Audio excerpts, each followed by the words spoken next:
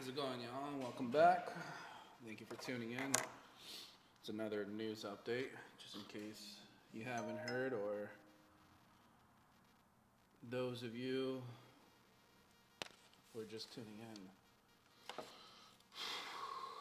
Lots been going on. It's mostly every, overnight kind of thing now, where we just don't know what the hell we're gonna wake up to, huh? We just don't know. And not many people like living like that.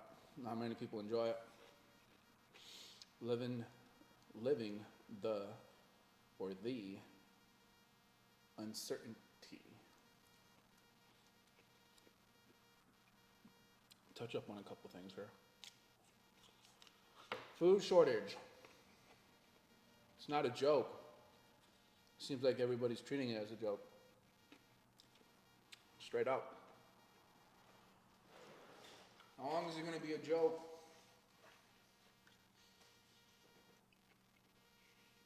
Let me get this straight.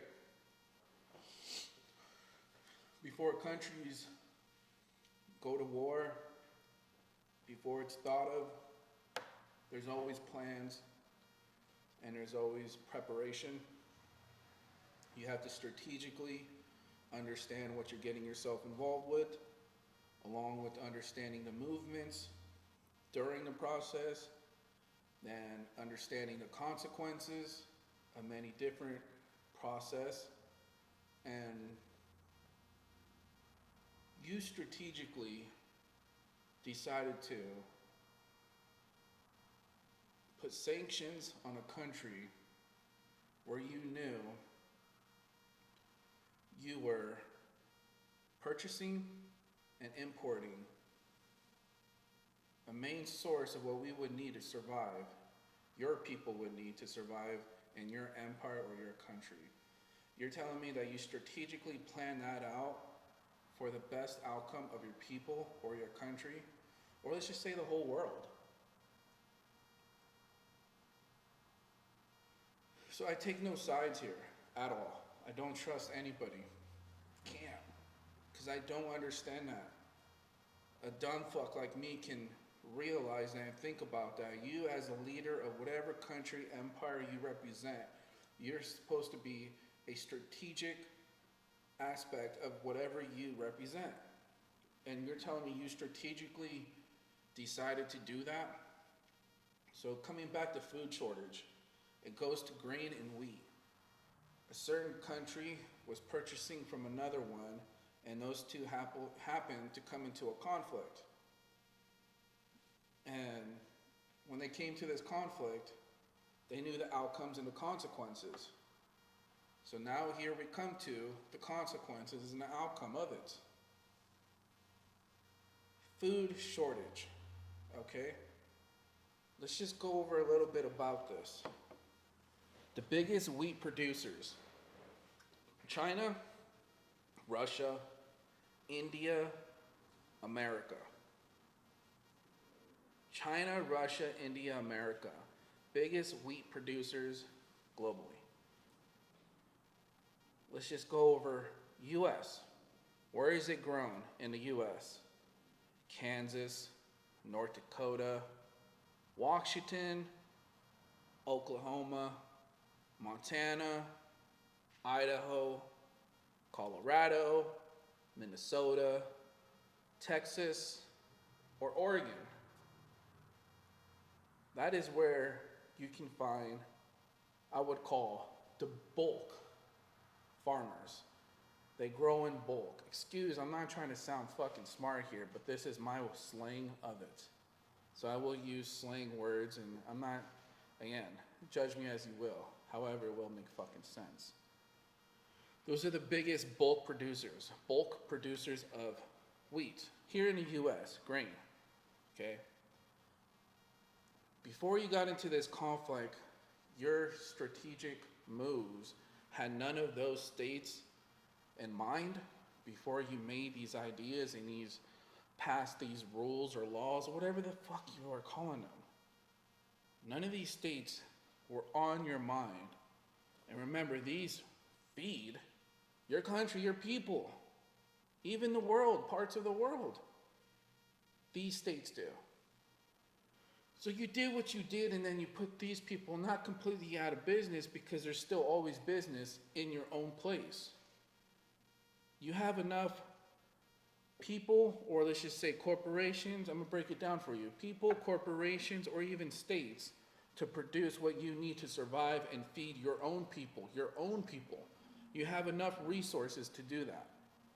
And the states I mentioned were your resources. However, why you don't? Because you do have to feed parts of the world, right? So maybe you're not producing as much as you're supporting, I would say. So that doesn't just hurt us, it also hurts other parts of the world that were being supported by a certain country. Again, going back to the leaders of these fucking countries, empires, or whatever you call them, their strategic moves, they didn't have any of this on mind. I can see one side and I can see the other. The one I'm speaking about is the one I'm going through, and maybe what you're going through. You might be on the other side, and I can explain that, or please explain it if you want in your own version. But I totally understand it, and that's a whole nother long process and video that I would do probably separately, or it's just already, you'll get an understanding from this, and hopefully you'll understand that. I don't want to keep going over the same thing over and over, but this is really serious, and I don't think anybody's taking it serious. They aren't. They aren't. No one's speaking of it. It was released by your president, your prime minister, or whoever. It was released by them, and then nobody's speaking about it. It doesn't even matter. However, I always care for others, and I always think about the benefit of their own health, or what I can do to help them. Okay, I'm a caring person in many ways, not just one. I don't need something out of it. I don't give a fuck. So I'm not just worried for myself, I'm worried for everybody. Hunger creates anarchy. Anarchy involves you and me.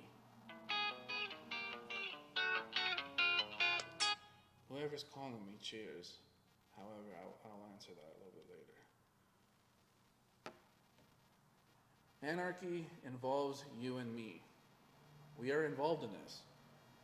It's not going to be easy, and it's not going to be a piece of cake. Where are we coming to? What's the outcome of this? Who is handling this process? Who is strategically planning these movements here?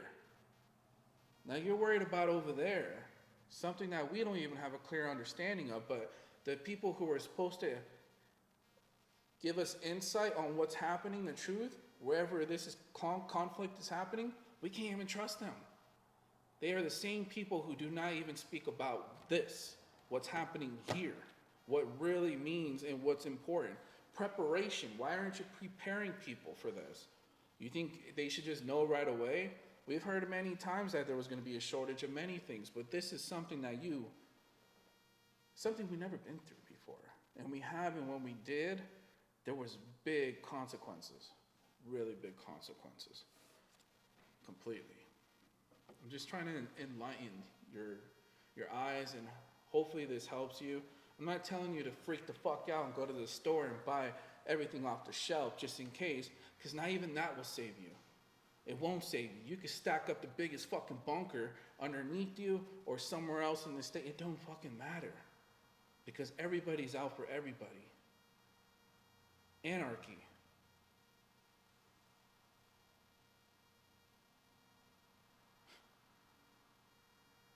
I know what I'm willing to do to survive or protect mine. And I don't just say mine as in what you see here. No, what's mine and what I cherish, what I love, respect, and honor. And I die by. I know what I'm willing to do. Do you know what you are willing to do?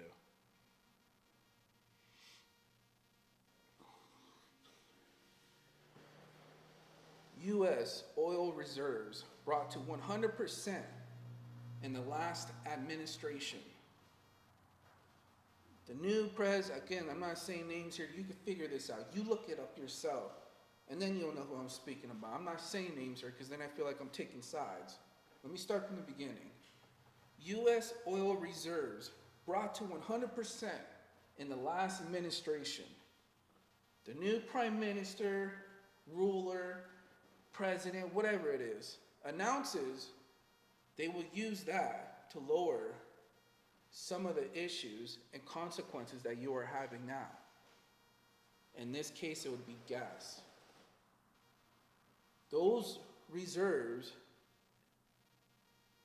haven't been there for the last decades.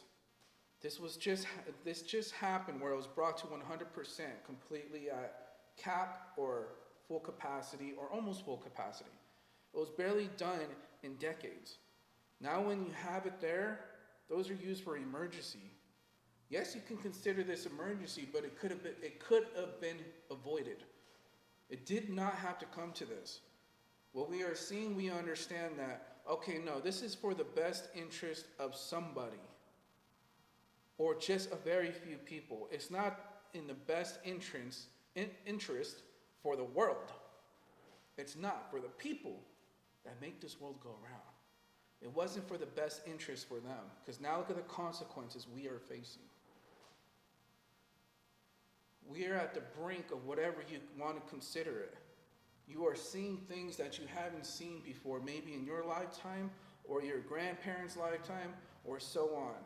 We are slowly seeing evil things happen and evil come upon us and approach us slowly, almost walking up to us slowly, making eye contact with us, letting us know that we are coming. If you don't, I'm coming slow. This is evil. I'm coming slow, but as I'm coming slow towards you, and I'm coming for you, I'm making eye contact with you. I am evil, you are you. I'm slowly walking up to you, making eye contact. And you know and you have the feeling. You have a deep feeling while you're making eye contact to me. You know the feeling that this person's going to cause damage or maybe even try to hurt me or people I love or whatever I love. So I need to do something. You need to do something to stop it. And a big way of just doing something so, it's not easy, but so beneficial, is just realizing what the hell is happening. This is not right. This is not good. We are falling down a path where we never even seen ourselves going in the last, maybe even a year, a month, or I would say myself, I knew about this for over a decade, understanding what's happening around me. I did not see over a decade ago in the past. I did not see this coming to this point in the future. I didn't see it because I went through a hell of a fucking ride on the way over here. But this is where we're at. It's dangerous, man. It's dangerous. A certain president, where the conflict is happening right now, that's causing all of this we've been speaking about, a certain person in that conflict, you have to look this up yourself again. I'm not going to say names. A certain person in that conflict, in the middle of it, made over $100 million last year in 2021. The conflict is happening now in 2022. Another country who supports that person who made over $100 million last year in 2021, another country, empire ruler, sent money, big money, billions, to that person for support and aid to hold up to that conflict and fight back. So there's a different outcome, or there's an outcome for the best interest of them. Not everybody, them. So you have people supporting people in this conflict. That creates tension and that creates disruption. Now it's nothing different than you having a conflict with one person. Like, what's up? You look, what are you looking at? And that person's telling you, I don't like the way you look, motherfucker. I say, well, come on, let's do it. That's a one-on-one conflict. Then you got three of his fucking homies, or you got three of her homegirls in the back just talking shit, rooting it on. What's up? What's up? What are you gonna do? My girl's gonna fuck you up. Or my friend's gonna fuck you up. Knowing that I can handle this face to face, no problem. Okay, whatever the outcome is, don't matter. I'm gonna get mine in and I'm gonna protect what's mine, and that's it. You know those three people behind them are going to do something right when you get the best of them. Right when you start getting the best of that person, where you're maybe beating them down or wrestling them, holding them in the headlock, or just slowly beating them down by kicks to jabs or elbows, whatever. And then they jump in, and then that creates a full-out war. Wow. It's nothing different than what's happening here. It's just somewhat of a lot of some similarities. I don't know where we're at, what time we're now. I wish I could go on and on, but I really don't. Before we close this out, I do want to play a video, and then I also want to speak about something that I hope people understand. It's hard to even say, not many people like to say it, don't you? Disney child trafficking. That's a joke. But it's not surprising. To many of us, a lot of us, it's not surprising.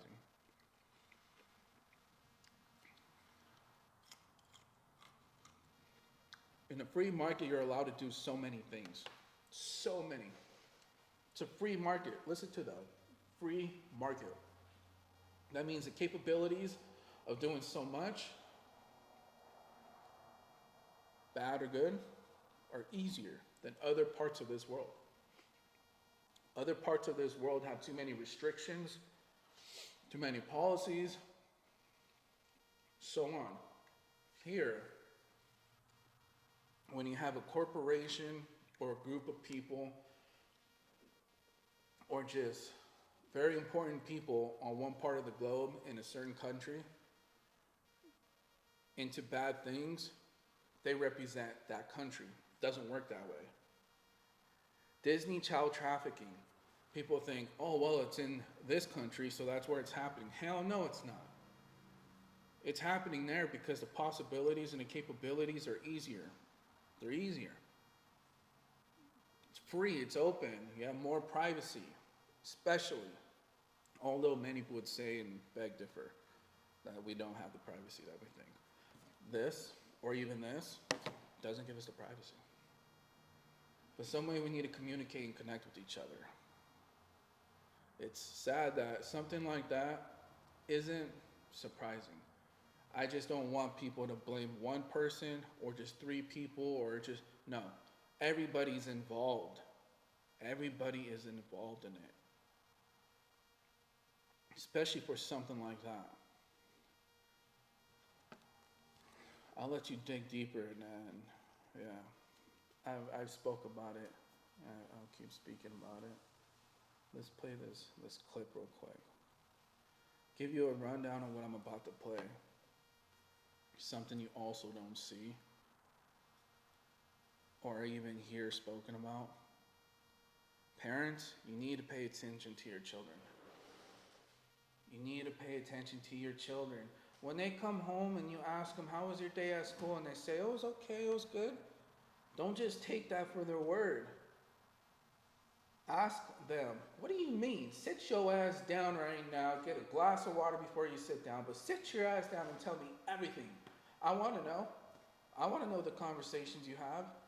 Yeah, who are you talking about? Kimberly? Okay, who are you talking to? George? Or who are we talking? Okay, what? What did you say? Ask your kids. Don't just take their word for it. Don't take the teacher's word for it.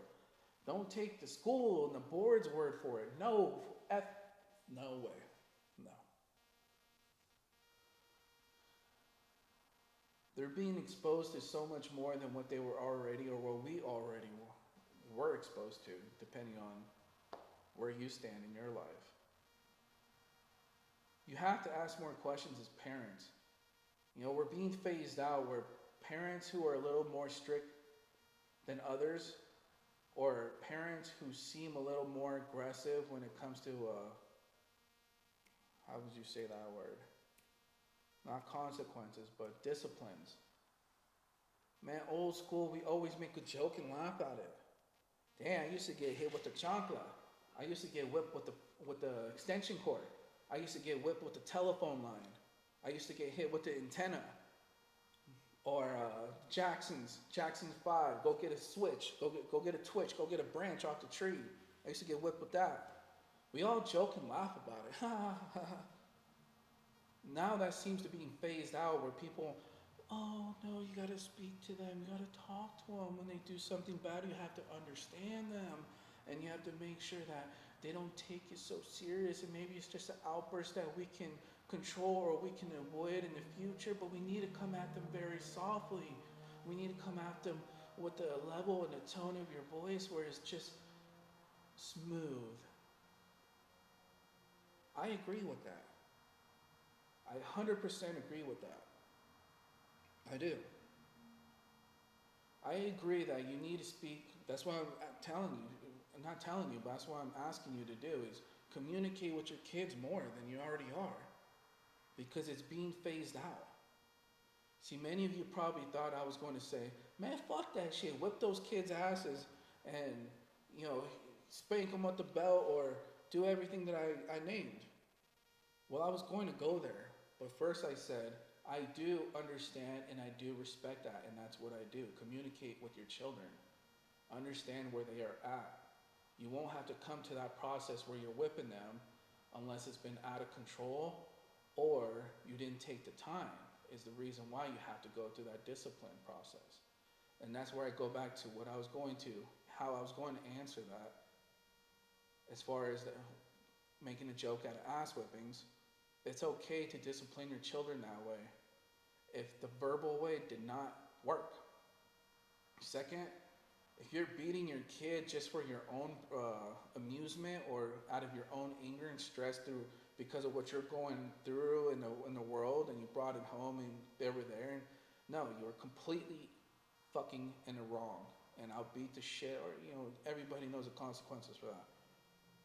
Don't beat your children just out of your own reasons, and don't beat your children out of your own amusement. And don't beat your children as a first response. Speak to them verbally. I'm not saying do it once and then beat them either. Try twice. Maybe even 3. But when it comes to 8, 7, 10, and they're doing something that's really bad, beat their fucking ass. Beat their motherfucking ass, or whatever you choose to. Just don't beat them so bad. The first time, all it really takes probably is just one. I remember my first time where, damn, it was very shocking to me. I got it. And I understood. Still fucked up. And I got my ass whipped. I had to get my ass whipped a couple times, quite a bit of times, to understand, man, you're really fucking up. And I don't regret it. I don't judge it. Goes this video. Parents, pay more attention to what your children are involved with, who they're interacting with, and who they're speaking to, speaking to, whether it's body language or it's actually physically speaking to them. Listen to this, okay? School board meeting. In a school around here, you have a mother on a Zoom call with the school board. The mother speaking first. In the room, if you have children, you might want to turn the camera off or remove your children out of the room. I recently obtained a list of pornographic, sexually explicit books within JCPS schools. I disputed these books in several of the schools, and my disputes were rejected in the name of inclusion and right to information. On the paper you are receiving is the definition of pornography. Some questions and some questions that I have for you.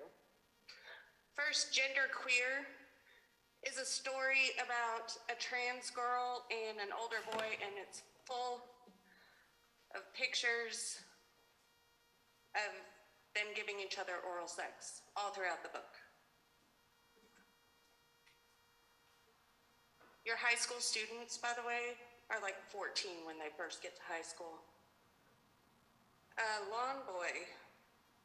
Not that it really matters in 4th grade. In fourth grade at a church youth group meeting out in the bushes, I touched Greg Gobel's dick, and he touched mine. In fact, there was even some mouths involved. What if I told you I touched another guy's dick? What if I told you I sucked it? I was 10 years old. But it's true, I put Greg Gobel's dick in my mouth. I was in fourth grade. It was no big deal, he sucked mine too. And you know it wasn't terrible. Why won't you admit that we sucked each other's dicks? We shared a Hershey bar, and then you showed me your dick, and the next thing I knew, it's in my mouth.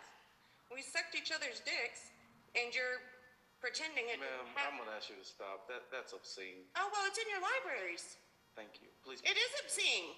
Thank you. Exactly my point, and I'll stop there. Thank you. They have a person Before doing I sign begin, I language would like also. to mention the false dichotomy Another that seems parent. pervasive.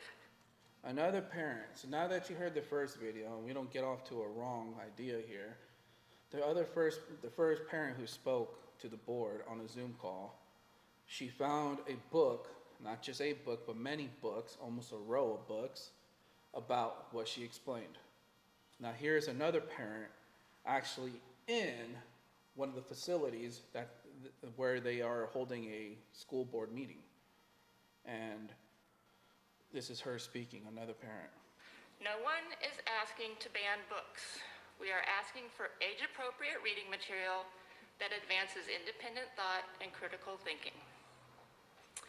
This is from the chapter Dreamhouse's romance novel.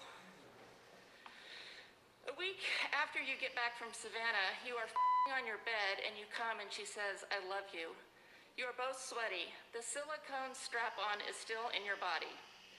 When dating men, you always loved feeling a soften inside you afterwards. Now you pant on her chest and slide off, and it springs back to where it was, slick and erect, but spent just the same. The next is from the chapter Dreamhouse's Erotica. And just because you can buy everything She's just on going through Amazon, books here that she found. this is what we're asking our children to read. It's a strap-on dildo. She brought it. She shaves her smooth, and it glows like the inside of a conch shell. She loves wearing a harness. You suck her off that way, and she comes like it's real, and lifting off the mattress. In the Dream House is so explicit that introducing it to minors probably constitutes child abuse under Texas law, putting a lot of us in the position of reporting to Child Protective Services. I ask, please revisit the book review process to ensure all voices are heard. Review the criteria for what is an acceptable book. Awards are a meaningless criteria. Provide accurate, thorough descriptions of the books to parents. Permission slips should be given to parents so they can opt out or opt in at books, thus allowing book choices that align with each family's values. Thank you, Laura. You're welcome. Thank you. That's it? That's all you have out of that school board? Thank you. Okay, on to the next. What? Did you just hear what those parents said that they found in their kids' school, kids, minors, libraries? They found these books in the libraries in your kids' school. And all that school board members said right there was, thank you, Laurie. I would have stopped the whole meeting there if I was on the board and say, whoa, what? Let me see those books, leave them on this desk, and I would look around to the other members and what the hell, what the fuck are we doing here? What are we running here? What kind of show are we? How did we allow that to get in there? Someone needs to fucking answer to this. And how do you answer to it, parents? There's a perfect way. If they're going to allow stuff like that, which I consider child pornography, and also grooming these children to think a certain way or be a certain way, and it's sexualized at that age, I was thinking about playing ball or fucking playing baseball, or maybe even speaking with my brother and playing games after school, while doing my grades. Maybe saw a cute chick there and wouldn't speak to her or there and there. But who the hell has this in the libraries? How again, I'm a member of the school board, and I just heard her speak. So I was, what the? Looking at everybody, oh my gosh. That is something we are noting and speaking about after this. Thank you so much, Lori. Have a nice day, or can I have your contact and information, and please leave those books right here on her. Nothing. All that member said was, thank you, Lori.